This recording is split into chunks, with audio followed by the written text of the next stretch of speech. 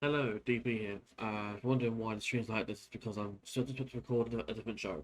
But just want to record a slight intro for the Vaughn Vertigo interview. Basically, there's been a few technical glitches, audio errors, stuff like that, to the point where I considered not even releasing this. I can only apologise for how it turned out. You'll see that there's like camera stutters, there's bits where Vaughn's audio goes in and out. Um, I've tried to boost those moments to hopefully get something out of it, but ultimately, I don't want to waste Vaughn's time and ask him to redo this. Uh, and I also don't want to waste my own time with having to, re-edit everything again. Um, but yeah, hopefully this is serviceable. And once again, I can only apologise for how out of date this now is and how backdated this is.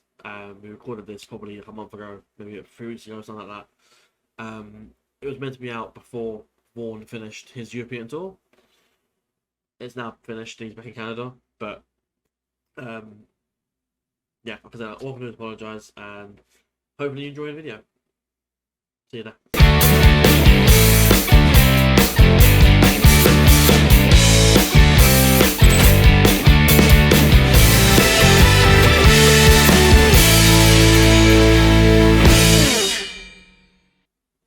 Hello everyone, welcome back to the channel and welcome back to another Indie Spotlight / Wrestler interview. I'm Dan, DP, but you know me already. Let's talk about our guest. Our guest is one of the hottest prospects coming out of Canada.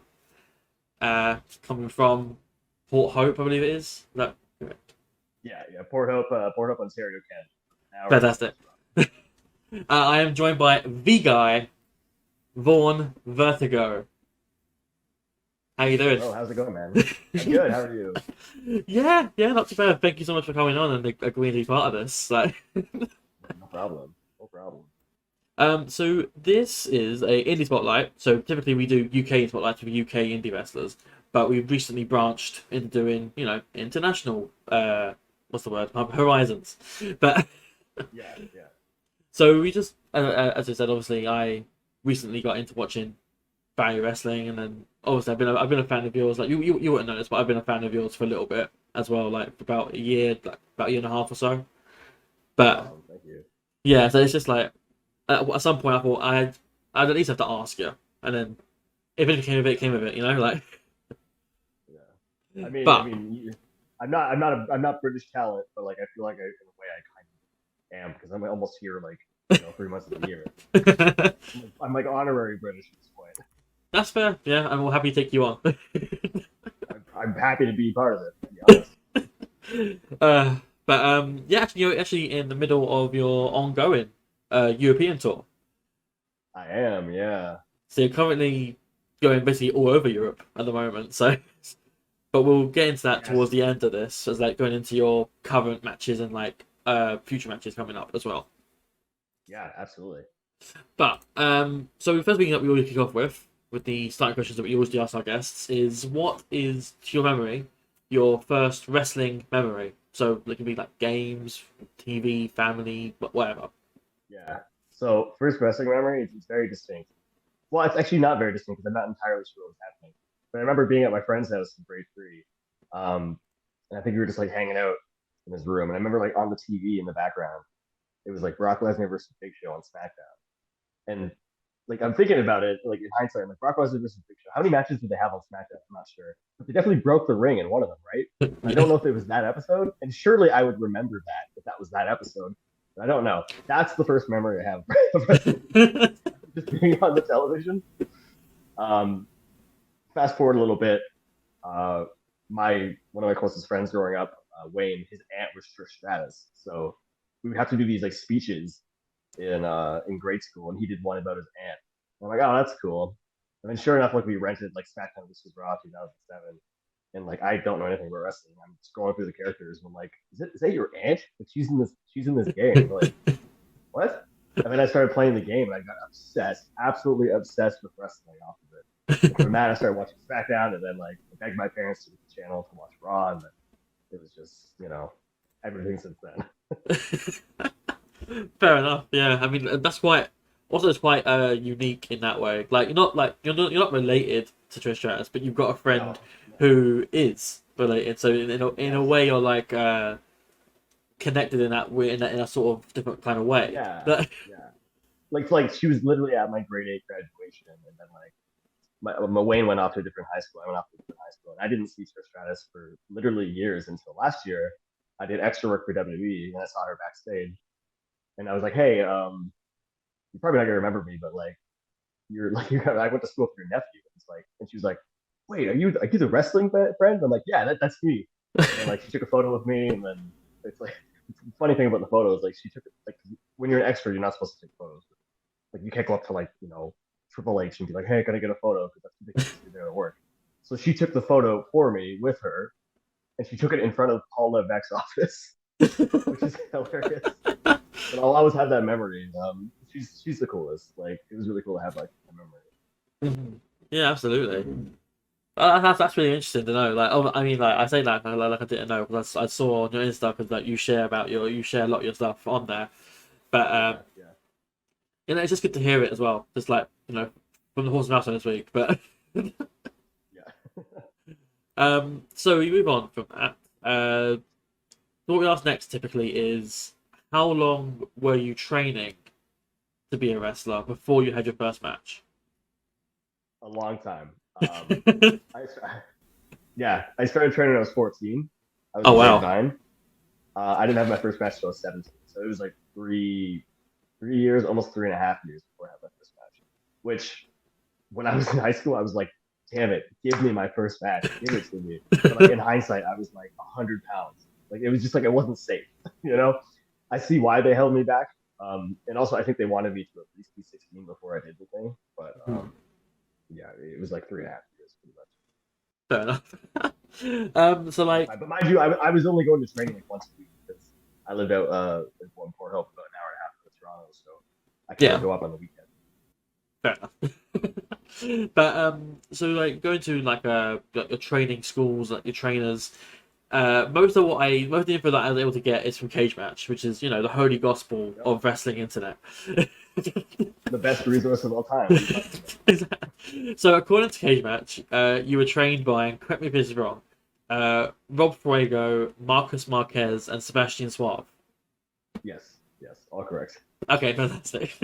Fuego was my head trainer. Fuego was in the same class with Edge and Christian under Ron Hutchinson, and then Fuego went to open his wrestling school back in 2004, which was open until 2014. Fair enough. Sebastian Suave and Marquez were like the student trainers. Oh, okay, cool. Yeah. So something this is not something that we normally ask, because most wrestlers, have a how do I say it? A standard wrestling name. So first name, surname. It's usually something Matthews or something Smith or whatever. Yeah. So where did the name come from to have the name Vaughn Vertigo? Well, Vaughn's just a cool name. Like at the time, there was like no Vaughns at all. Now you got Von Wagner. Now you got like Anita Vaughn. Now you got Jack Vaughn. Mind you, those are last names. You got Vince Vaughn. Um, so Vaughn, I thought this was like a cool name like nobody had. And Vertigo was like my backyard wrestling name. And the reason I was Vertigo is, I mean, honestly, I didn't have a really good reason for it. To me, it just sounded like like as a wrestler, you got to have like a regular first name and then like a weird last name, like Chris Jericho, right? So to me, I was like, oh, I'll be Vaughn and then Vertigo. Vaughn's kind of regular, and then Vertigo is not at all regular, right? And it's alliteration and it sounds stupid. I still, in a way, kind of hate it, but at the same point, I'm just so used to it now. I mean, it's unique in a way that it's a name that you don't really forget. Yeah, that's kind of what I wanted with it, right? Like, Yeah. I'm not like a Andy Jones or something. Like, it's hmm very forgettable. But it's like you see if you go to a show as a fan and you see this guy Vaughn Vertigo, it's a name that really sticks out. Like, It is, but it's also a thing where it's like somebody will come up and be like, oh, what's your wrestling name? I'm like Vaughn Vertigo. I have to like repeat it like 8 times because they're like not sure what I'm talking about. It's so out there. It's such an out there name, right? yeah, it's really cool though. I like it personally. Thank you, thank you. So from this point on, we go into what is the main chunk of the spotlights that we do, which is Yeah. the career retrospective, where we basically go over your in-ring career based off the info we can find. Which for most On wrestlers, payback.com. yeah, that's praise Love me, it. but so according to this, your first match was SCW Summer Showdown in 2013. Hmm. I think yourself under a different name. Well, it's under Jeff. That was my Yeah, first wrestling name, and then changed to Vaughn. and Grimbo against Preston Miles and Ulysses. Yes, Ulysses is Gabriel Flores, my character. Ah, okay. Yeah, But we debuted the so same day. fantastic. Because yeah, well, I mean, we'll get to that because Fuerza is quite a pivotal part of your Yes. career. Oh, 100%. 100%. But what was the story behind it? Like, was it a trainee sort of match? Was it an academy sort of deal? Yeah. Or Well, it was like the regular sports circle wrestling shows we'd have. It was like our student, like it was the wrestling show, like it was the school show, but we were like the student like pre-show match kind of thing. right? So I knew I was debuting for like 3 months. My trainer said like, hey, get gear, get music, come up with a name, have all this ready by July, and so I did all that, and then whereas I didn't know he was debuting, he just came with me on the day of the show. And they're like, "Oh, we're gonna throw Forza in there." He didn't have any gear, so he borrowed somebody's gear, and he was just Ulysses. And then he had like these like baggy like red pants, which we always call them the Mexican Fandango pants. That's pretty much the memory of the match. It's just like this like, random tag match, but I'm so happy we got to like Forza and I got to wrestle each other in like capacity as the first tag match. But if anybody ever asks, that's not the first match. The first match is actually me versus Squares like 2 weeks later or something. That's the actual first match. I don't count the tag. So we have the next match here that I actually have recorded here, which is from the 25th of January 2014. Yeah. SCW Young Stars. Uh, Yes. Okay. Yeah. El Hijo de Bogote against Jeff Yes. Vertigo and Gabriel Fuerza, who's no longer going under the name Yeah. Ulysses now. No, he's changed his name too. But this is like the first time that well, obviously not now, because now Ulysses is Fuerza. But I'd mentioned that this was the first time it's mentioned that Gabriel is in a match of yours, like we were with you or against you. In actuality, it's probably like the fifth or sixth at Yeah. this point because we had that art like calculated or whatever. But that was a case of like we were the three students at the school that we felt like we were kind of like cast aside by our trainers. We felt like Right. there were other guys who were put in better positions than we were, and then we were put in this triple threat, and we're like, oh, we're gonna go out there and kill it. Like they don't like us, we're gonna go out there and kill it, and like we did the craziest shit. I mean, it wasn't like that for being like just a student. It was pretty crazy, but and especially for like the time. But it was just like a good solid three-way match. Yeah, fair enough. But we move on from that then into another SW show, the Adrenaline Cup, where you teamed with Fuerza Yeah. to take on the fraternity. Yes. Okay. I couldn't find which two it was, but I know there's three of them because it was like Yeah. question mark and question mark. So, Yeah. but So yeah, but there's the sorry, let's say there's the interesting team name before the name you guys have now, yes. Yes. Yes. Okay. which is You the. want to know the backstory? You want to know the backstory of like why the candy kid thing? I mean, yeah, kind of, yeah. It's very Okay. MTV-ish, like. So so Square Circle came to us and they're like, hey, we're gonna put you and Fuerza as a tag team. And we're like, no, we don't want to do that. We want to be single wrestlers. And they're like, no, you guys should really be a tag team. And we're like, nah, I don't think so. And they're like, hey, well, we're getting this TV deal, and we want you guys to be like these like ravers. And we're like, we looked at each other, we're like, we don't party, like that's not us at all. And then like they kind of said like, well, this is the spot, take it or leave it kind of thing. Okay, fine, we'll take it.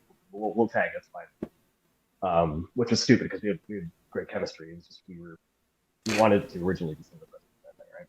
Yeah. And then they threw in Alexia Nicole with us as well because she had like a injury, so she was like our manager for the first little bit. And we were the Candy Kids who came out and raved, and we absolutely hated it for 6 months. And then the last 6 months of doing it, we absolutely loved it because we were so resentful of doing it. We came out with like glow sticks and like we had these like really fluorescent colors. We're just like super skinny. It was very strange. And then like once we embraced it, Square Circle died.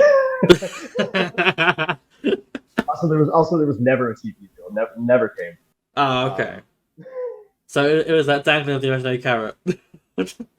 yeah, pretty much. But that once Square Circle died, we decided, oh, we're gonna rebrand, and then made ourselves Fighter Flight. Yeah, fair enough.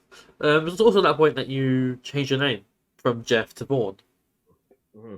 So was that something that you managed to get like approved, or was that something that you just did off your own back, or? I just did it. Like I was in a locker room one day and there was 4 Jeffs or something like that, and I was like, this is stupid. Like I don't want to be, Plus alliteration. I'll do Vaughn Vertigo. Yeah. I mean, isn't JV a American term for like junior varsity or something? I don't know, to be honest. Maybe. I think it's something like that. I can't remember the top of my head, but it's something like that. But we move on to your debut in another company. That's not Square Circle. We had OCW, the Ontario Championship Wrestling, Aftermath, where you took on Taylor K. Dean, but you were still called Yes. Jeff. Yes. So that's the match where that's the first match I got paid $20. I remember that. Ah. And that was my first outside booking where like Taylor K. Dean was another student from the school. Mm-hmm. And he just said like, hey, I got a booking for you. Do you want to come with me? And I was like, yeah, absolutely. And then we went to wrestling, and then we did a couple other matches there, and it was great. It wasn't great. It was fine. What it led to is that it led to me versus Fuerza, and that led to the C4 promoter who happened to be there, and he took us away and said, we're going to get something better for you guys from that company. It's funny you mentioned that actually, because the very next thing I have here is yourself and Fuerza from OCW Allegiance. So, That was the match. Yeah. The promoter took us away. Yeah, as I say, it was the first recorded instance on Cage Match of you two having a match against each other in a one-on-one scenario. Yeah. It might not be accurate because it's based on your history, but on Cage Match, it's accurate. Yeah, like my third match is against Fuerza, and that's the one, or second match is against Fuerza, and that's the one I consider my actual debut match. Yeah, But it's not recorded. fair enough. But it's also worth noting at this point as well that HCW went out of business in 2014, and so did OCW. Yup. we're just killing the promotion. These indie companies just coming by, like hiring these youngsters, and it's just. That happened to me a lot in England, actually. I realized, like, in 2019 or something, it was like, I got booked on IPW died. I got booked on Southside died. I got booked on Attack died. But Attack is back. Yes. So it's okay. But yeah, before we move on, as you said, Fuerza's obviously a big part of your career. Yeah. So on Cage Match, obviously you've probably had more, but on Cage Match it says you've had 402 matches. Sure. I wanted to ask you, how many of those matches do you think Gabriel is mentioned in? Or so tag and against, so both really. Probably like 200. Well, maybe 150. I'm not sure. There was a point during the pandemic where I went back and I rewrote every single match I had on my computer. I meant to go back and see how many matches we were involved in. I never got around to it. I'm guessing it's around 100. Yeah, you're not too far off. It's 186. Oh, really? Oh, wow. Okay. So it's like half my career. That's crazy. It's about 38% of your matches. Yeah. Have involved Fuerza. I've had like 450 or 470. Yeah, I had a feeling it wasn't accurate, but for some reason it only goes to like the 30th of September this year. So even though I matches this month, I keep track of everything. Yeah, it's fair. It's good you do. And is it you updating the Cage Match for yourself or? No. I wish I had the power to do that. That'd be great. But so we move on now. So we're still in 2014 at this point. You're debuting for SCPW, Steel City Pro Wrestling. Yeah. The journey begins. This is a dark 5-man gauntlet. Oh God.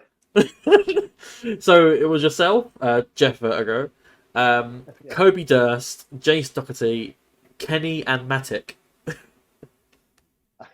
I don't know if you just want me to say like stories from these matches. I mean, that's the main idea of it, basically. But I was like, well, how was the experience of being on We're a trying to dark like match pre-show? Like, this whole concept for your podcast is exactly what I do with my friends, and I call it the cage match shooting interview. So if we have an hour to kill in the car, I'll just go through a cage match. I'm like, hey, tell me a story about this match. And that's the story. That's the podcast. Sorry, quickly about that match. Underdog Kenny, he gave me a moonsault off the top rope, and there's a photo where he's like punching me in the face mid moonsault. Like he just stuck his arm out and just hit me in the face. That's like the only thing worth remembering from that. sounds like a pretty good finish, to be honest. I also remember getting out of the car. The promoter was like, "Wow, I thought you were a lot taller." that might have been the day I changed it to Vaughn Vertigo. I'm pretty sure. Like the show after. Yeah, I mean, going forward, there's no more Jeff. It's just Vaughn. Yeah, I think that was the last one. So yeah, we move forward to another debut for PWE, Pro Wrestling Eclipse, where again you fought Gabriel Proeza. Did I? Oh. Apparently. Okay. But this is the Yeah, no contest ending. yeah. Some big guy came out and double choke slams. I want to forget that one. Okay, so moving swiftly on then. We move on to, I think perhaps one of the bigger Canadian companies in C4. Yes, yeah. So you debuted for them in 2014, Capital City Championship Combat, where you took on Nick Watts. Yup. Oh, sure. That's one of them. I had a couple pre-show matches there. Oh, okay. That was my last pre-show match, and then after that, of course, when I debuted as a tag team on Q4. Ah, fair enough. Yeah. That was a fun one. That was after a Michael Elgin seminar. Ah. That we got chosen from. You can edit that out if you want. No, that's fine. So with how was it? Because obviously you said the C4 promoter pulled you from that, and was that to bring you into C4 shows, or was that to sort of get you other bookings elsewhere, or? It was to I think he saw the drive and potential we had. Like I was 17 or 18, whereas it was 19, 20 or something. I think he just saw that it would be so much more of an work for these companies, so he wanted to come give us some pre-show matches to try us out. And then we've literally been there ever since. So fair enough. So we go to another debut. So this is a running theme for your early career. You're doing a lot of debuts at a lot of Canadian companies. Yep. So we have here. First year we went to everything. So we have here FPW, Fringe Pro Wrestling. Oh, okay. The show was called Overdrive from the 26th of October, and you debuted against Mark Shaw. Yes. 50, yeah, okay. 15-minute time limit match or something. It was like a tournament thing. Yeah, the Red Line tournament. Yeah, so that match happened, and then I don't think I was supposed to win, and they changed it, so I won. And then I got to wrestle Del Bruno. It was one of the best. He's an Ontario veteran guy. Yeah. He's the first guy I wrestled the next show after that. He was kind of like, hey, what do you want to do in this match? Instead of being this is what we're doing. And he's the coolest. And I don't know. That's what I remember from Fringe, really. That's fair. I mean, that's always the risk with these sort of things as well. Is that if there's a lot of matches and stuff, you're not gonna remember every single one. So No, I have pretty good memory though.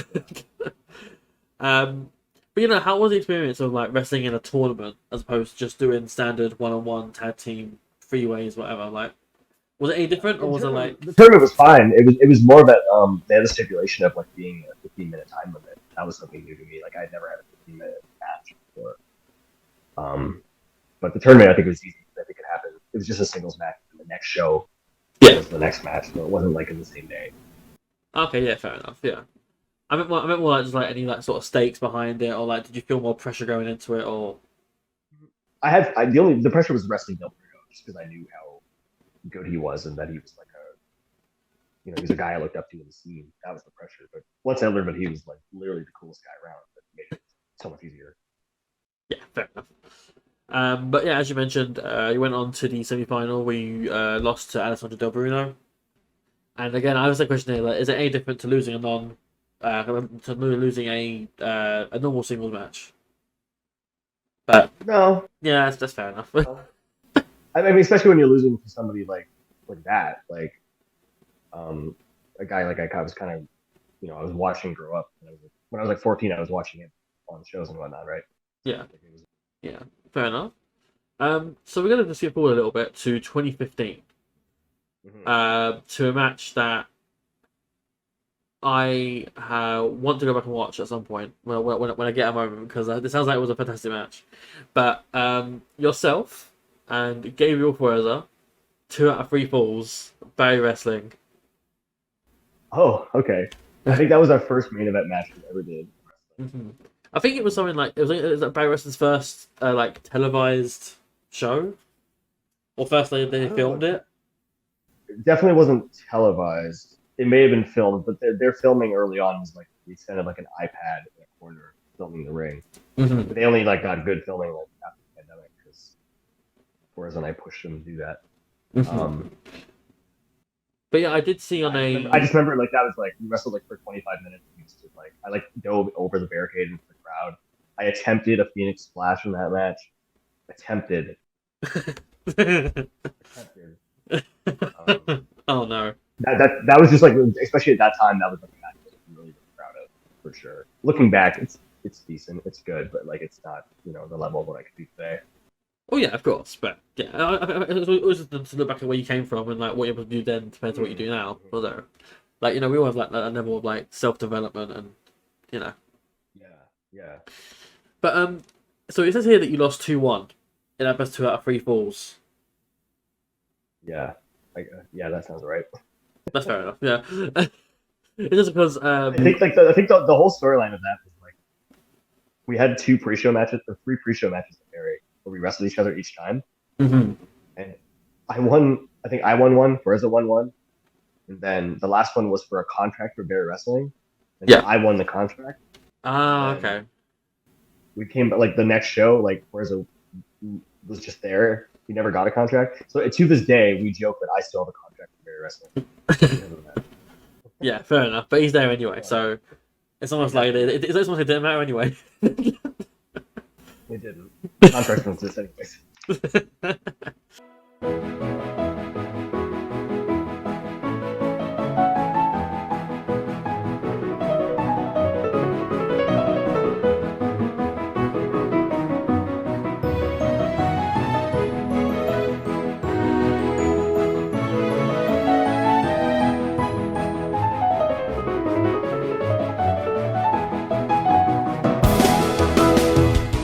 So following on from that, you went to your first international, well, kind of international show when you went to New York to have a match for where's it gone? UPW, Upstate Pro Wrestling, where you competed in a show called Red, White, and Bruised, which is a fantastic show name. I love it. It was July, wasn't it? Yeah. Yeah. But so it was a dark 7-man scramble. So again, yourself, Ryan Cassidy, Beef Hammer, Brandon Fields, Crosshairs Kelly, Ladiva, and Yamaraj. Yes. Do you remember All those this? people definitely still wrestle. Um, that was yeah, that was my first wrestling booking in the States. So that was my like tryout for UPW, which was a company that like Brody came from and Colin Delaney. Um, so yeah, I had that scramble. It went well, and then that became a show I go to pretty much bi-monthly. So like every other month, I'd be down there in Rochester Mhm. until like 2017 or something. That's fair. Yeah, Yeah. cool. So we now go forward again. So now in August 2015, where you are in a match for the MTW Tag Team titles, Triple Threat, It's yourself and Gabriel Ferreira taking on the Gym Rats, Alessandro Del Bruno and Scotty O'Shea, and Naturally Better, Eric Kearney and Ryan Swift, where you and Gabriel won and actually won the tag titles. Yeah, that was our first titles. And the best story I can tell about this is that we didn't know we were winning. We weren't supposed to win, as far as we knew. Everyone was in on it but us. So we pinned them. And 1, 2, 3, they don't kick out, and the look on our faces like, Oh shit. we get to the back. We get to the back. We hold up the titles, and like we get to the back, and everyone's yelling at us. We're like, what did you guys do? And we're like, whoa, hold on. You're like, you didn't kick out. Like, it's not our fault. And they're like, oh no, we were supposed to win. It was funny. It was very funny.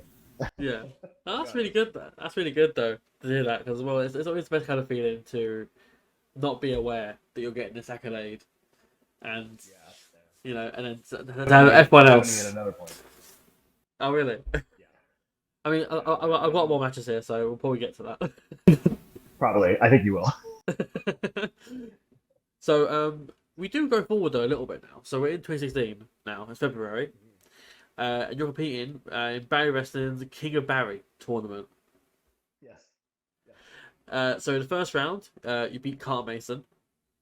And then in the final, it was a three-way between yourself, Lionel Knight, and Shane Saber. Yes. And you came out on top. And you won the King of Barry tournament. And you are officially, at this point, the King of Barry. I became the King of Barry. They gave me a crown that didn't fit. They gave me a scepter that was awful. Replaced the scepter for what I made. And I became an asshole, basically. That was a fun time. That was like my first time I got to be like. I was like, I think I was a face when I won the King of Barry tournament when I became a heel. That was my first time like really being like a full like fledged heel at Barry Wrestling.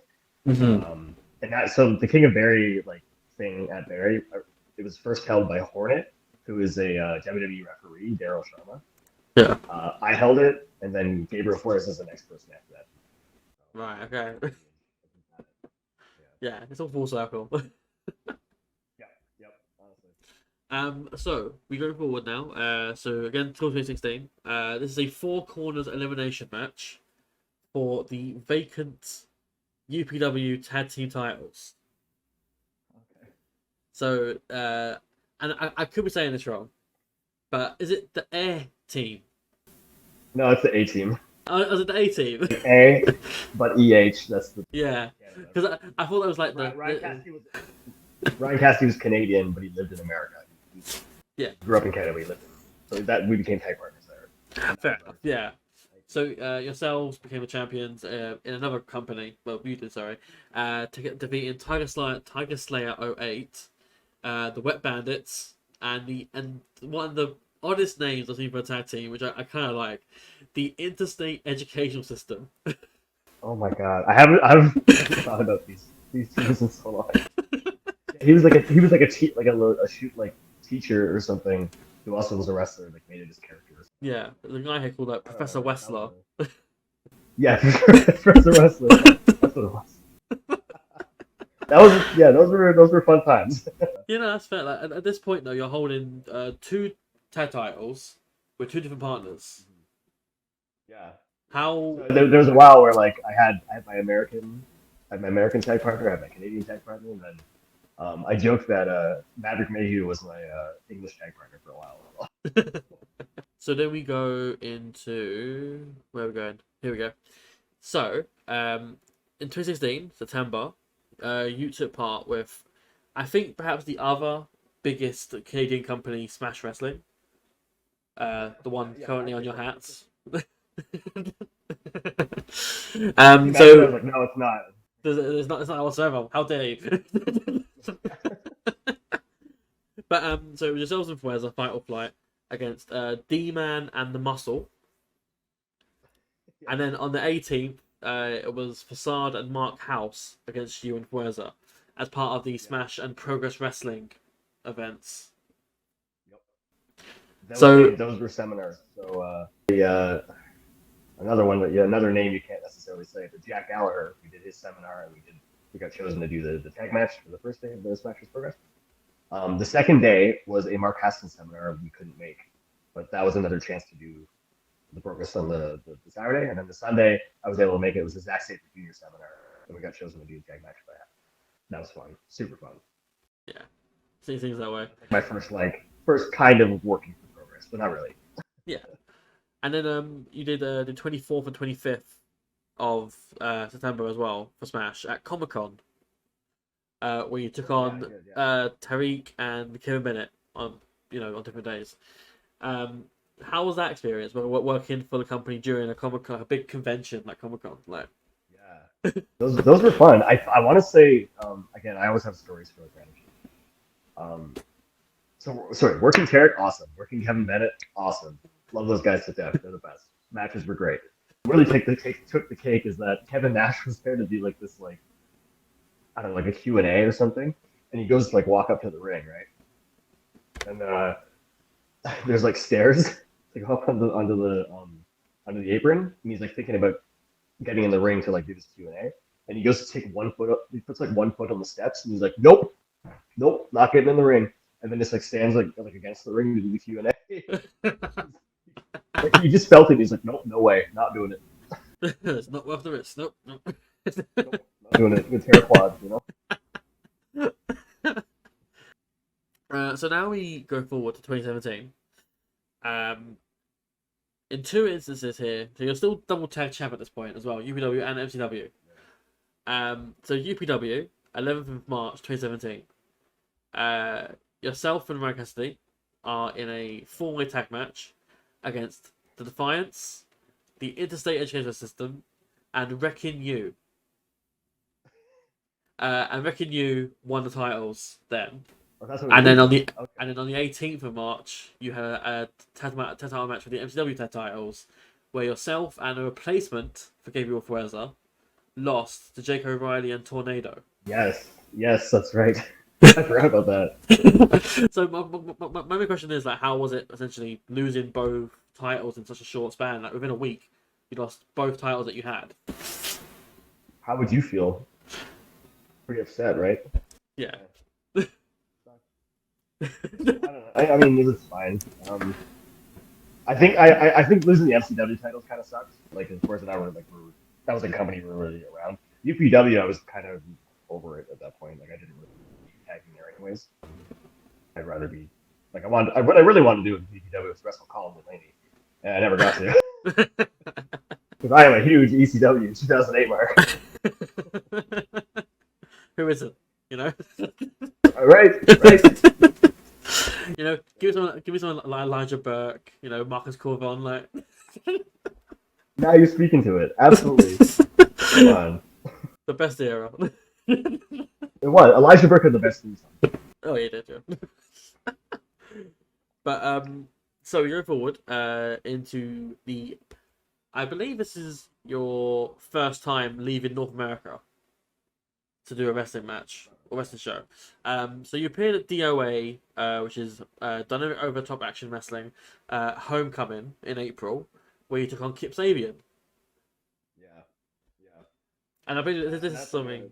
Yeah, it's something I've seen on your media as well, like the picture of you posing with him, like. yeah. That's like I credit Kip a lot, and I thank him a lot for that match because that was a case of like I had just come out of college. I had the opportunity of working for a news station in Toronto. I'd have to be working evenings and weekends. So it's kind of a crossroads of life of like, well, do I wrestle or do I try to pursue like this, stuff I went to college for?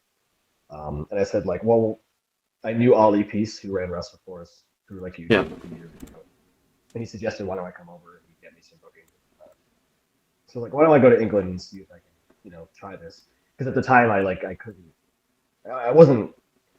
It's not like I wasn't doing bad in Canada. It's just I felt like I couldn't do it. Like I went there and then I got that match with Kip. And Kip was obviously on the rise, and just everything fell into place. Like it was just like I don't think there is footage from that match, unfortunately, but it was at the time like one of my favorite matches of all time.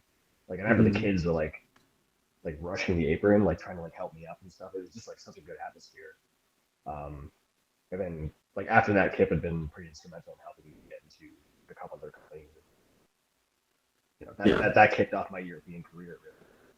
Yeah, so I was going to get interested in that as well. Yeah, so this is your first European or UK uh, Yeah. tour. So you took on Ollie Peace in Wrestle Force. You were part of a 8-man tag where you were teamed with Rocco Casanova, Matt Waters, and Josh Faulkner against Candy Floss, Ollie Peace, Taylor Essex, and Yorgos. Yes. Um, Yeah. you had a title match for the Great British Championship against Lewis Howley, who's better known now as Elton Prince. Pretty deadly, yeah. Yeah. Pretty cool. You also took on Paul Robinson as well, and also you won a Rumble match against unknown opponents according to a cage match. Now, can you name everyone in that Rumble? Okay. God. Mind you, I think there was only like 15 people or something, so it wasn't too bad. But no, That's Lewis Howlett, Elton Prince was the last person in it. I can tell you that. Mhm. That was the story. He beat me in the title match, and then I eliminated him in the Rumble. Yeah, that's fair enough. Yeah. Um. So Pretty good group of people to wrestle this time though. yeah, absolutely. Yeah, yeah. Like someone who like got the history as well, like Ollie Peace being involved in that as well. Like quite like a Brit Rest veteran he is as well. Like He is, and again, he's instrumental in like helping me get to Europe. He said, "Hey, come work for me," and then he got literally all those bookings was from him. He got me DOA. He got all that. Mhm. So I can't thank him enough for that. Yeah, He let me stay at his house. Like I can't. Super cool guy. yeah, the ultimate generosity. Honestly, yeah. um, so you came back to Canada, to 2017 still. This is for the C4 Tag Team Championships, four corners match. So yourself and Fuerza defeat Heavy Metal Chaos, which is James Stone and Alex Stream, the Fraternity, and High and Mighty, which is Jonathan Rukin and Velvet Jones. Yes. So again, like my question mainly is just like, how was it holding, like tag titles for one of Canada's most recognizable promotions? So essentially being the faces of that tag division at the time. Yeah.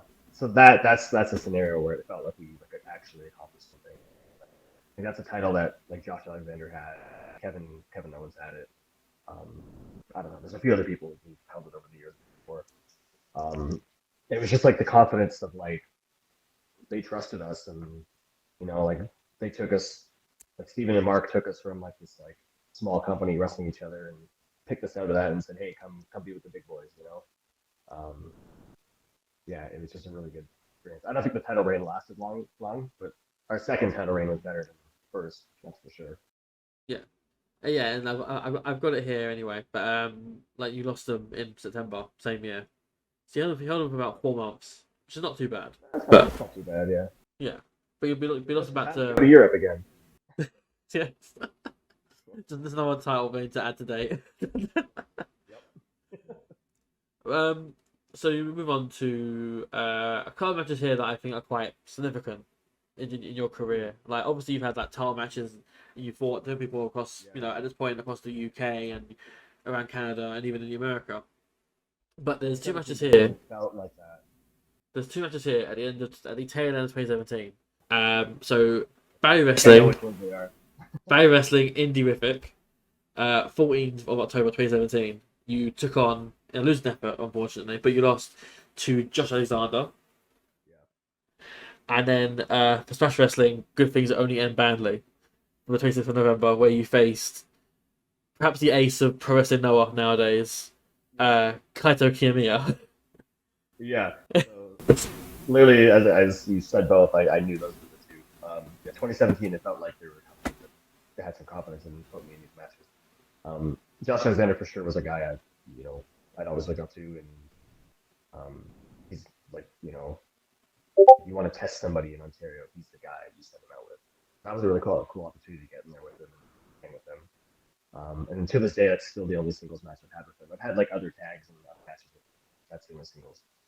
Kind of Kiyomiya, that was really cool. That was a case of like, I mean, obviously he's not the star he was today, but he was on excursion in Canada in Smash Wrestling or like Impact or something. It said to Smash like, hey, we want to, can you put Kaido in a match? And then Smash said, oh, we'll put Vertigo in a match. And it was just like an 8-minute opener at Smash Wrestling. Just go out there, have fun, and then like he was like 20 years old or something at the point. And then like immediately after we have this like really really fun opening good match. He goes on with Noah and just, like like I think that's what he's called, right? this was in 2017, so like 6 years on. Like, can I imagine how good the match will be now between you and Kaito? I know. And like I just like I'm still like, I mean, as much as I've accomplished, like it's still like obviously he's at a different level than I am, and it's still cool to me that like like occasionally I'll get like a message from him or like something on social media. Like, oh, it's cool, but he still likes me. No, he's uh, I'm very yeah. happy So we go forward now, 2018 February. You took part in your first ever, or at least according to cage match, your first ever ladder match. for that. Okay. So Yes. Yeah, I know you what were you're in talking about. a multi-man ladder match. It was yourself, Peter Nixon, Johnny Storm, Max Rotten, and Ricky Knight Jr. This is not the match I thought. Okay. So this Yeah. is the February This match is 2018. from at WAW for the Night Family. Yeah. This match was supposed to be a steel cage match. The steel cage did not fit in the venue, so they changed it to a ladder match. And right before we went out, we said, "Hey, shouldn't you hang something from the ceiling for the ladder match?" And everyone looked up and they're like, "Oh yeah." And then they found um, like a laminated piece of paper on the wall that said like caution, like rule. It was on like a door or something. And they just put that on the ceiling, and that was what we fought for. But it was a contract, right? I don't know. Rikino Jr. gave like a splash to me and this Italian guy. We were like laying on because they have barricades. So it's like the barricade and the ladder. Rikino Jr. gave a splash on the ladder to the two of us, and the ladder didn't break. We just like, Oh. yeah, yeah. That's what I remember. That was the best match I had at WWE. Yeah. I've never there's no footage of it, unfortunately. Yeah, it's a shame, unfortunately. Yeah, that's There's just quite a quite. photo That's of Rikino quite. Jr. Just a photo of Rikino Jr. jumping off the corner while I'm on the ladder. I'm like, oh. So we go forward again. So again, we're 2018 at this point still, but in March, Barry Wrestling. So we had yourself and Fraser again. No surprise there. Challenging for the Barry Wrestling 400 North Tag Team titles. Where you beat the Riot Makers, Holden Albright and Mark Wheeler. Yep, that was good. And at this point, I wrote something silly in here. I wrote another tag title. At this point, are you looking to become more successful in tag wrestling than a certain other Canadian called Adam? Yeah, I mean, we really held a lot of tag team titles in Ontario. That's for sure. Like pretty much every company that was there, we held them at some point. Yeah. Yeah, that was the very tag titles. We won them for the first time. We actually won them last year for like a little bit. That's probably like a story as well. Yeah. Yeah. But following that, actually, you mentioned just a minute ago, C4 tag titles. C4 They Live, May 2018. You defeated Heavy Metal Chaos. So at this point, you're holding the tag titles again, two sets of tag titles, for Barry Wrestling and for C4. Again, like there's waves where like we're holding like I think that's 28. I think like what happens after this is I think we get the NSW tag team titles for holding it time or something. That's probably what the next thing is. I mean, the next thing I have here is you winning another set of tag titles. That's the thing. So this is a photo of us with like 3 pairs of tag titles or 4 or something. I don't know. So yeah, That was a very successful. yourself and Fraser defeating Scotty O'Shea and Steve Brown for NSW. Yep. Okay. Yeah. Those are the 3 tag titles we had. So my question at this point was essentially how was it being like one of 2 flag bearers for tag wrestling in basically all of Canada at this point? It was good. 'Cause I mean, yeah, because a lot of people would tag team in like one company, but they wouldn't tag team all over, and we just kind of committed to being tag team with pretty much like all the promotions. Yeah. It felt like in Ontario, we were the Ontario tag team, and then in Quebec there was like TDT was the Quebec tag team. Well, I guess sorry, you had Stu Grayson and people who know as well that were kind of Ontario as well. Yeah. Yeah, I don't know. We just kind of invested in ourselves. Yeah. Kind of So we go now to Christmas time in 2018. BTPW, Bordertown Pro Wrestling, where you challenged and won the Adrenaline Division Championship from Gabriel first. Yeah. I think I hit him. I think I hit him with a chair and then pinned him or something. I was a real asshole. I But also remember there were 30 people in the audience.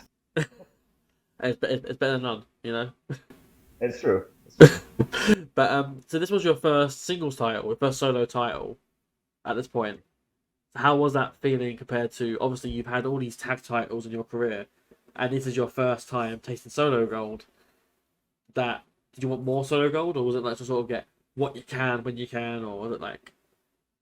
I think at that point it was kind of getting what I can kind of thing, but it was definitely like it was an honor to hold singles gold. But it kind of felt like it was in a division where like, because like Forza had it and Mark Wheeler had it. It was just like pretty much everybody in that division got it at one point, so it didn't really feel like it was like a big deal kind of thing. Yeah, fair enough. But then you lost it back to Gabriel in March 2019. So, Yeah. but we knew I knew that was the story. yeah, but we go to New York City, in April 2019. Oh yeah, yeah. The rematch between yourself and Kip Sabian. Yeah, yeah. Yes, yeah. That came about. So Kip got me into IPW. I had a great match with IPW where I had a four-way, and Billy Wood was the runner who ran at the time. He said, "Hey, do you want to come to New York?" And I was like, "Yeah, I'll be there." And then all of a sudden it's me versus Kip again. I'm like, "Oh my god, of course it's perfect, perfect." Only problem is that it's the New York City arena. I don't know if you were watching indie wrestling at this point, but it was WrestleMania 35 weekend, I think, Mhm. in New York, and there was like so many indie shows running, and this is at the New York City Arena, which is where like House of Glory runs. And this event even holds like 1,000 people. You want to take a guess how many people went to that show? 200. 40. Oh, I think it was 50. 50 people. oh wow, Worked out okay. well. Unfortunately. It's because there were so many shows happening, Yeah, and that this show was happening earlier in the day or something, and it wasn't. There's some sort of deal. IPW and House of Glory were supposed to co-promote it, and House of Glory didn't promote it at all or something. So it didn't turn out great. But I can't complain. I still got to wrestle Kip in New York. It was yeah, still a cool experience. I still got to have a great match. yeah, absolutely. We said after that point, it's like, actually, that was the weekend where he had told me that he, like AEW, because I think AEW's announcement at that point, he told me that he'd go to AEW. And I was like, holy shit, that's amazing, man. Yeah, So happy for him. And I like, we always talked about like the next time, like we got to have a match in Canada. So that was the thing that would need to happen next time. yeah, We got it. So maybe one day. yeah. Maybe it was fate, you know. Yeah, maybe. But so we go forward again. We are now doing another UK tour. Where you team with you face Ricky Knight Jr. and Ben Basden, and you team with Corey McRae. You team with Sam Centauri taking on Jet Torino and Taylor Essex. You compete in a six-man tag for attack. Yep, that was a great one. That was really fun. Yeah, yourself, Michael Oku, Brent Banks, Daryl Allen, Nico Angelo, and Rufio. Yeah, just like people have on that. And then you had a tag title match again. You and Brent Banks against the 0121 Dan Maloney and Matt Dewis. And then we go into the first time that, at least recorded anyway, that you went across the border. So you went out of the English-speaking territories. Oh, I see what you're saying. Yeah. So No, but yes. okay. Yeah. I So went to Italy in like 2018 or something, but yeah, that would have been the second time. right, fair enough. But so this is BWT Absolute Championship Fatal 4-Way. Yourself, Brent Banks, AB Knight, and Nico Narciso. And then also a tag team title match called the Rising Sun titles, where yourself and Brent Banks took on BBB, Mirko Mori, and Nick Lenders for a company called SUN, which is the Rising Sun Wrestling Promotion. Yep, Rising Sun. Yeah, that was a really fun. But how was it? Go on. It was good. It was really fun. Rising Sun was a company we always wanted to work with, and probably was great. Just quickly, I'll say that like we showed up to the venue, and it was like this torrential downpour, and the venue was completely flooded, and we're all like, "What's happening?" Everyone's speaking Italian around us, and we're like, "Oh God, what do we do?" And then we got in a car, and nobody told us what was happening, and then we moved the show to a different venue where they had like a ring or something. Yeah, it was really interesting. They just like changed it day out. Yeah, it turned out really well. That's really good, yeah. So how was it essentially being in a different crowd that didn't, primarily speak English? Very interesting. Yeah. Not even just so much the crowd, just like the culture shock and the sense of like, wow, actually nobody really does speak English here. Hmm.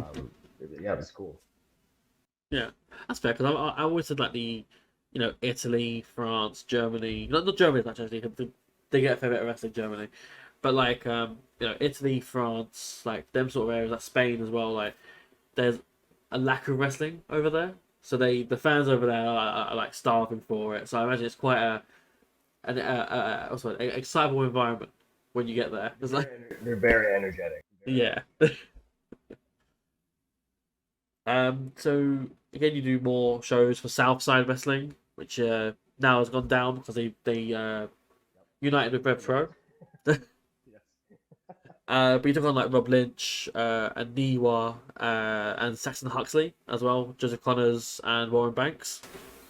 Yeah, all like super fun matches. Yeah. Yeah, I love to wrestle. I love to wrestle with just Connors again. yeah. No, these are all like very impressive names to go up against. Like and like even nowadays, it'd be like interesting to see the match again. Like, Yeah, exactly. we go back to Canada.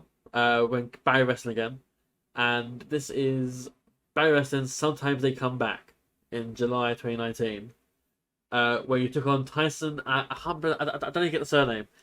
Dux or Dukes or Do Dukes. Dukes. Dukes Dukes. Dukes. Okay. I had him in the submission hold. I had him in a Kimura, I believe. I was supposed to lose. He tapped out, and I'm like, that's what I want. That was really cool. Is that not one of those times when everyone when everyone else knew and it was just you who didn't? Or Yeah, it was literally one of those. Yeah, yeah, no idea. And then everyone stormed the ring and then put me up on the shoulders and everything, all that celebration stuff. I mean, Barry's obviously been a company that's been very instrumental in everything I've done. So that was a really cool moment for me. yeah. So we go into 2020 now, which is obviously a significant year. Um, Mm-hmm. so you competed in Preston City Wrestling Road to Glory in 2020, where you took on like Leighton Buzzard, who of course is doing big things now in Scotland and also in Japan. Yeah. You took on Yeston Reese and also the Young Guns, Ethan Allen and Luke Jacobs. Yeah. Um, Like all like really good people to work with, right? yeah, exactly. Um, Yeah. I didn't have any questions particularly about the matches themselves. It was because these were the last matches that you had before the pandemic hit. Yeah. So Yeah. you It was like you're abroad. Like you're not home. Like I was here with Brent Banks. We were in WXW, and then we flew over, and obviously all this was happening, and then I think it was the second day of the PCW thing. Um, we start like I think they start shutting down like the like baseball, not baseball, basketball in America or whatever it was, and they're like, oh, this isn't good. And then the Canadian border is gonna close Thursday, and we found out like Sunday. We're like, oh god, we gotta like get home. We like had to like pay out of pocket like $1,200, whatever it was, like get on a flight home before the country closed. Crazy, like really crazy experience. We were supposed to be there for another, I think, 4 weeks or something. yeah, because everything sort of shut down, didn't it, at the time? It was, Yeah, yeah, but it leads into my next question, which is something we always ask as well. Like the pandemic of 2020 yeah. hit everyone in a different way. Be it because of family or be it because you were out of work and you were forced to stay home and whatever. Um, if you're right talking about it, was there like did it affect you in any way particularly, or was it sort of more like you just honed your craft more in the time you were down? Like, Yeah. I mean, I enjoyed it for the sense of like I was able to rest my body, but at the same time, like creatively, it was very struggling. But that's where we kind of just made do, and that's where I came up with Backyard Pro, which was this like really stupid backyard wrestling show. I don't know if you're familiar with it, but we did it in Canada where I took all of our like Canadian wrestlers and I said, well, if we don't have any crowds, why don't we wrestle in the backyard? But we're not just gonna wrestle in the backyard. We're gonna come up with new characters, and it's gonna be like a comedy show. So I created this wrestling show that I filmed and edited and produced, and we did like 3 seasons of it during the pandemic, and it was just like this really, and it caught on like we did really good viewership on YouTube and whatnot. And I had like Josh Alexander wrestling in his basement, and I wrestled at like a mini putt course and like all this shit. It's very silly, but that's what I remember from. Yeah, that's fair enough. Yeah. I got to turn negative into a positive, right? Yeah, absolutely. So yeah, I mean that answers my question anyway. I was gonna ask how things were like in Canada because Yeah. I know from the UK side of things we had like closed off sets, strict protocols being followed, like everything was being filmed and put onto like medias and stuff. Like Retro had that Epic Encounter series, which is all like filmed the closed off warehouse sort of thing. Progress had their stuff as well down in London. Like they had their stuff going on, like where it was just again closed off, very limited people were there. Yeah, we had like little bits of that, but it never really, none of it was really like, I don't know, like when I had matches, but none of them really mattered, you know, like kind of. I mean, every time I got to wrestle, obviously it was like it meant a lot, but at the same point, it just kind of felt like everything would just get shut down again, you know. Yeah, it's not. Until like 2020, 2022, when everything was like, literally when I came to Europe in 2022, everything started rolling again. That's when it felt like everything was better. Yeah. So we go back to the career side of things.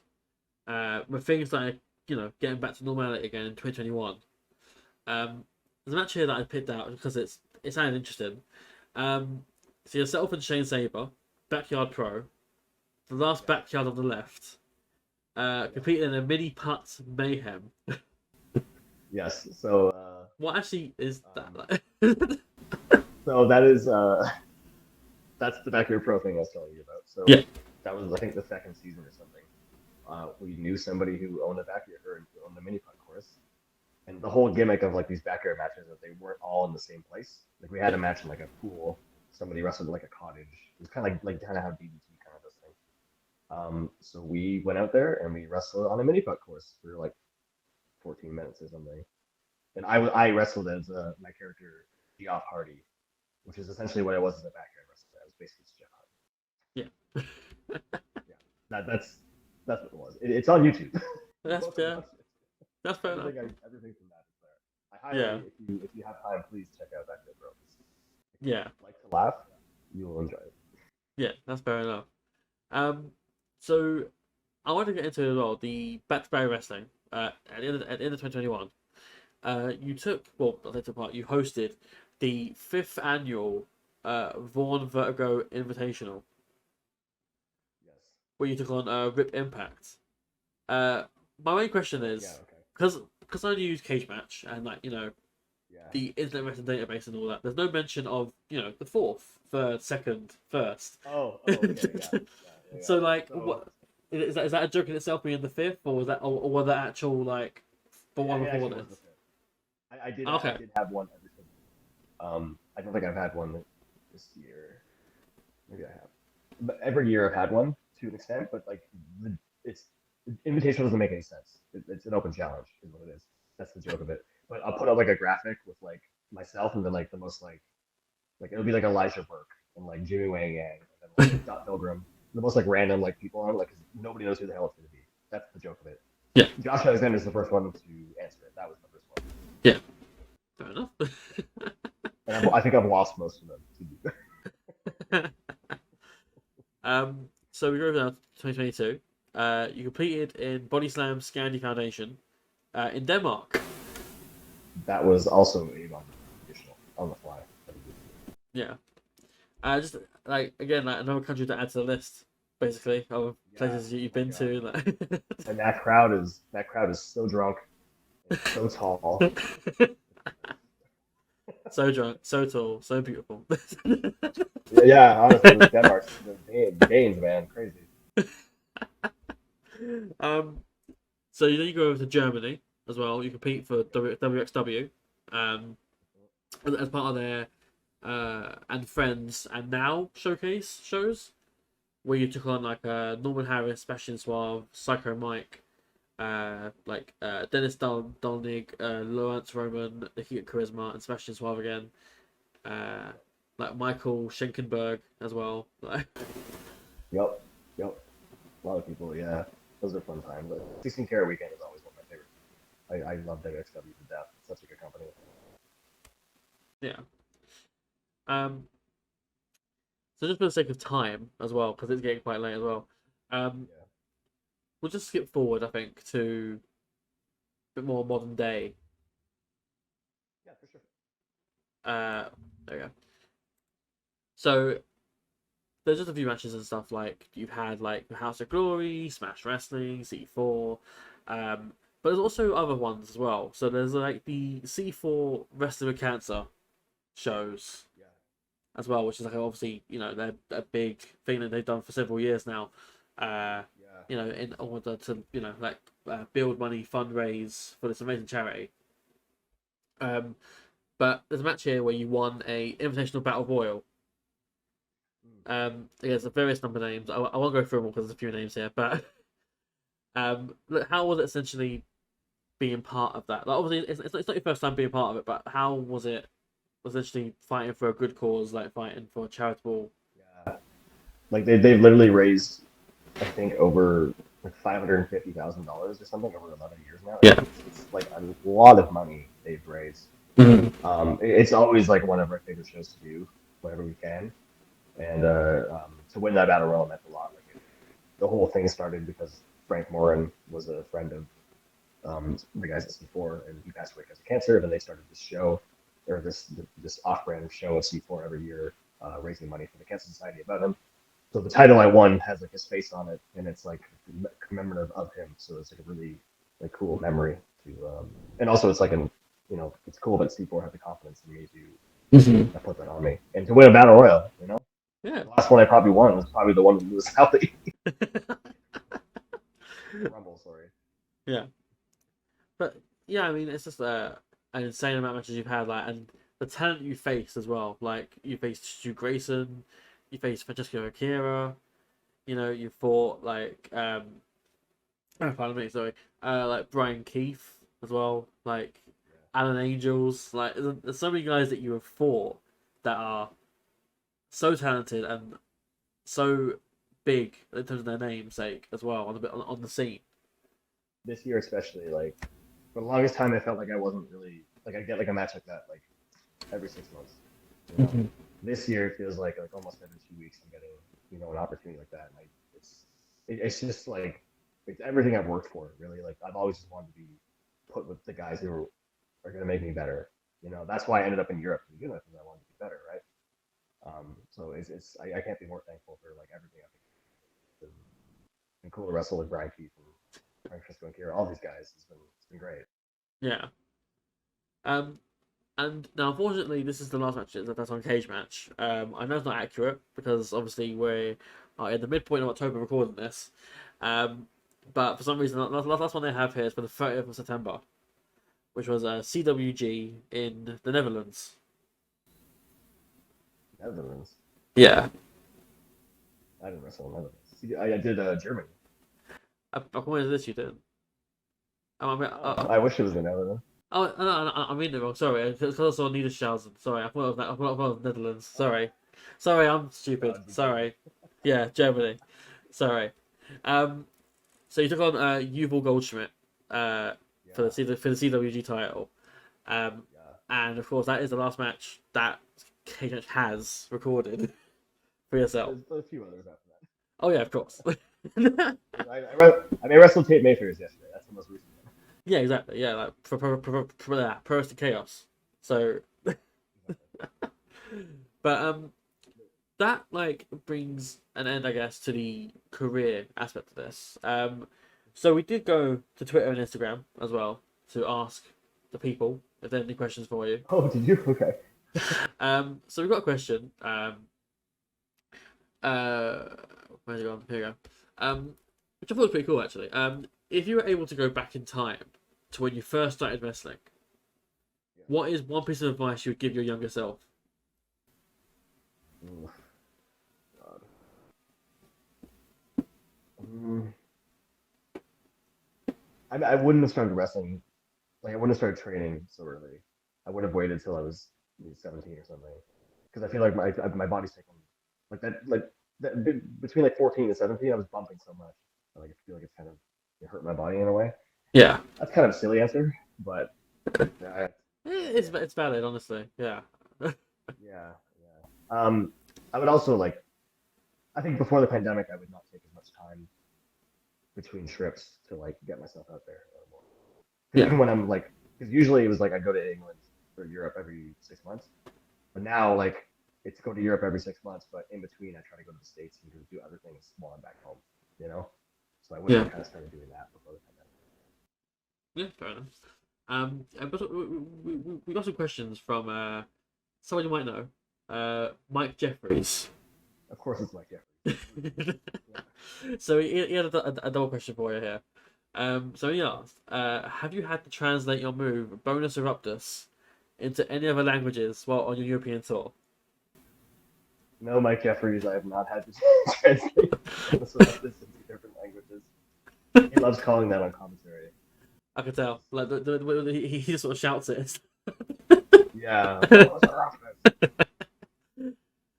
I And mean, yeah, and the other question he asked was, while on these tours, do you feel any added pressure over representing Canada or Canadian wrestling on the international scene? yeah, I do. I do. I feel like I mean, before I feel like it was Mike Bailey who was like the representation for Canadian wrestling, but now that he's not really around as much, I feel like I'm kind of the representation for Canadian wrestling at this point. Um, so yeah, I take an immense amount of like pressure and confidence in that, and I hope I represent it well. I mean, it feels like I do. It feels like, especially this tour, like these past couple ones, like I feel like I've been hitting a lot of like the hot independent shows here, right? Yeah, Um, yeah, I don't know. I'm just so thankful, like to like see where I started, where I was starting on these like smaller shows, and now I'm kind of wrestling on like bigger shows. Like I really did work really hard for this, so I hope the crowd kind of feels that too. yeah, absolutely. Um, Another one I got here was uh, what's it going? Yeah. If you were to ever have a movie made about yourself, about your life, your career, who would you have play the role of you? It can't be yourself, but it has to be like an actor. Oh God, who would play me? You know what?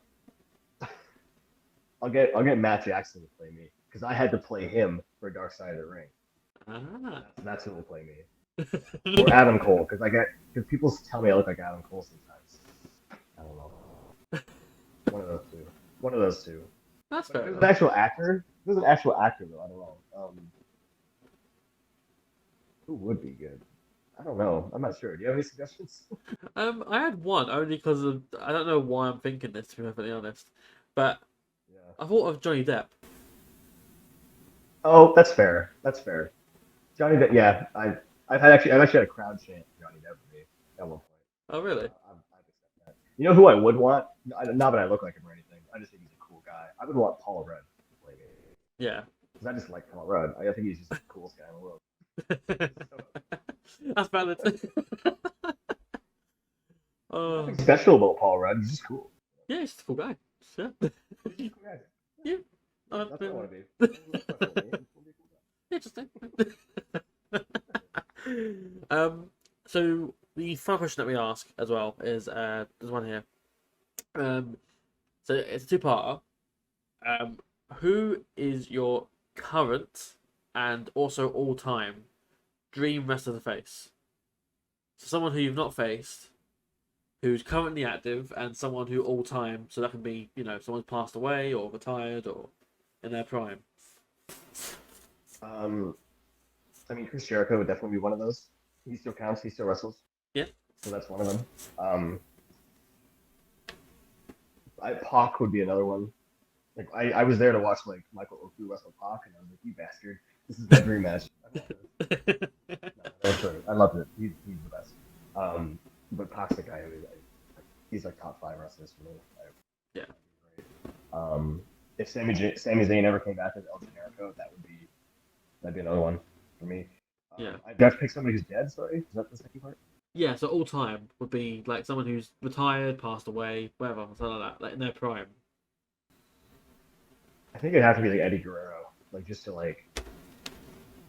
know like how good that man was. Mm-hmm. Like I would love to have been like CM Punk on the Indies, like when Eddie Guerrero got fired from WWE, and he just gets to like wrestle him for like that random like 6 months or whatever the hell he was on the Indies for. Like, Yeah. that'd be the coolest thing in the world, you know? Yeah, that's fair enough. Yeah. So yeah, that brings an end to this. Thank you for coming on board. Oh, no problem. Thank you. So before we go off, well, have you got an online merch store, online store where people can buy your stuff? I do. So if you want to buy t-shirts directly from me, you can go to vaughnvertigo.bigcartel.com. If you want to go through Pro Wrestling Tees, it's prowrestlingtees.com/Vaughn Vertigo. They have more options than I do in terms of stock as well. So. Fair enough. And both of those will be in the description of the video below as well. So if you want to go check those out, then by all means, please do. Please support Vaughn in any way you can, really. Please do. You're putting my kids through college. There you go. Don't tell him that. Don't tell him that. Sorry. I'll edit it out. No, keep it in. And also, is there anywhere where the fans can see you, meet and greet you, sort of thing, like in the future coming up? Yeah, I mean, depending on when this comes out, like Friday, Attack Wrestling, Cardiff, Wales. Saturday, Rick's Catch, somewhere in France. Sunday, Progress Wrestling, London. Next Tuesday, October 24th, Riot Cabaret Wrestling, London. October 29th, Body Zoe Wrestling, again, somewhere in France. I'm not sure where. That's the main things coming up. Fair enough. And outside of that, of course, you can always find him. You can always find Vaughn here in Canada, wrestling somewhere in Canada. Probably, yeah, likely. But again, yeah, thank you so much for coming on. And that brings an end to this. You can't see me on the screen right now, but I've been Dan, DP. And as always, please give us a like and subscription on any of the videos that you see, like the content that we do. Anything helps towards our goals. And as always, have a good one. See you next one, guys. I'm Peace. Gonna wait for you. Thank you. Yeah, you can do this one. Yeah. You can't see me anyway, so.